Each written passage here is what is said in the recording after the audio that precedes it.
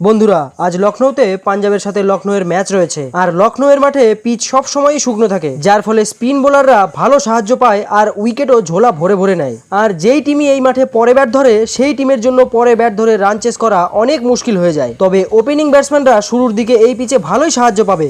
আর এই স্টেডিয়ামের পিচ বোলারদের জন্য স্বর্গের থেকে কিছু কম নয়। তাই এইরকম অবস্থায় আজ যেই টিমই প্রথমে টসে জিতবে সেই প্রথমে ব্যাট করতে চাইবে। আর এই মাঠে আইপিএলে আজ পর্যন্ত কোনো টিম 200 রান পার করতে পারেনি।